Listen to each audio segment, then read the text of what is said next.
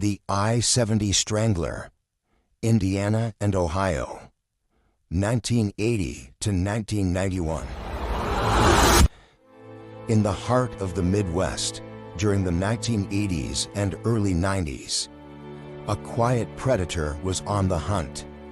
His victims were young men and teenage boys, many gay, some just struggling to find their identity, whose final moments were marked by violence, fear, and silence. Their bodies were discarded along highways and rural roads, often nude or partially clothed, left near creeks, culverts, or drainage ditches off Interstate 70, which cuts through Indiana and Ohio. To the public, they were unsolved murders. To investigators, they bore the unmistakable hallmarks of a serial killer. And to the LGBTQ+ community of that era, living under the twin shadows of the AIDS crisis and widespread homophobia, these murders were a terrifying reminder that someone was targeting them, and no one was stopping him. To this day, the man known as the I-70 Strangler remains unidentified. The pattern emerges. The first body was discovered in July 1980. Michael Petrie, just 15 years old, was found strangled with a piece of towel near Interstate 70 in Hamilton County, Indiana. He had last been seen near Indianapolis, a known cruising area for gay men at the time. His killer had dumped him like garbage, but left behind a chilling calling card, ligature marks, signs of sexual assault, and a body carefully cleaned of evidence. More victims followed. Over the next decade, at least 12 young men would be found under similar circumstances. Most were strangled. Several had been tied up. Some were sexually assaulted. Nearly all were last seen in downtown Indianapolis or near gay bars or cruising spots along the I-70 corridor. The killer appeared to lure his victims, restrain them, kill them, likely by ligature strangulation, and then dump their bodies in secluded areas just off major interstates.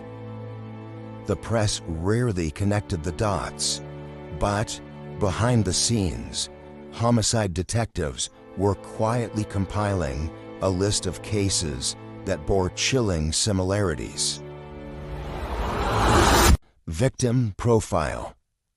The confirmed or likely victims include Michael Petrie, 15, found in 1980. Maurice Taylor, 23, found in 1982. Delvoyd Lee Baker, 14, found in a ditch in Hamilton County in 1982. Michael Riley, 22, who disappeared in May 1983 and was found weeks later in a ditch in Hancock County. Eric Rutger, 17, found in 1985 near a stream in rural Preble County, Ohio. Michael Allen Glenn, 29, found in the ditch in August 1986. James Robbins, 21, found in 1988. John Paul Talbot, 26, found in May 1989. Stephen Elliott, 26, found in August 1989 in Preble County, Ohio. Clay Russell Boatman, 32, who disappeared in August 1990 and was found in a ditch by a group of children near Eaton, Ohio. Thomas Clevenger, 19, found in 1990, and Otto Gary Becker, 42, found in 1990. Most victims were gay or perceived to be, often last seen alone or hitchhiking. Several were known to frequent local gay clubs. In many cases, police failed to connect the cases or even notify the LGBTQ+ community that a killer might be on the loose. Many families had no idea their loved ones had been leading closeted lives. And in some tragic cases, that made them reluctant to push for thorough investigations. Early theories and frustration. Police departments in Indianapolis and surrounding counties were aware of the emerging pattern by the late 1980s, but struggled to unify efforts. Jurisdictional gaps, lingering stigma about gay victims, and poor coordination led to a lack of urgency. Investigators at the time believed the killer may have had a background in law enforcement, trucking, or medicine, given the way the bodies were dumped and cleaned. Some victims were washed post-mortem, suggesting forensic awareness, but no suspect ever emerged publicly.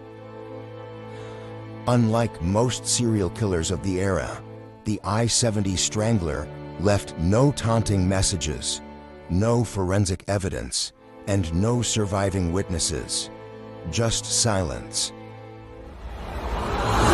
The Herb Baumeister connection.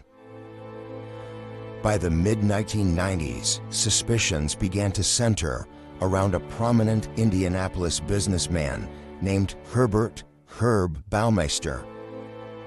A married father of 3, Baumeister owned the upscale Fox Hollow Farm estate in Westfield, Indiana.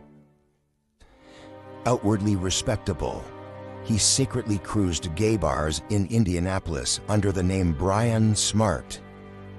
In 1996, following months of surveillance, police found over 5,000 human bone fragments buried on Baumeister's 18-acre property, many belonging to missing men from the same period. Some victims were later identified as those last seen in the same areas as the I-70 Strangler victims. Before he could be arrested, Baumeister fled to Canada and committed suicide, leaving behind only a brief note that didn't mention the murders. Authorities strongly believe Baumeister was responsible for at least 11 murders, though some argue that not all victims attributed to the I-70 Strangler match his profile or MO. Some were younger teens or were found further afield.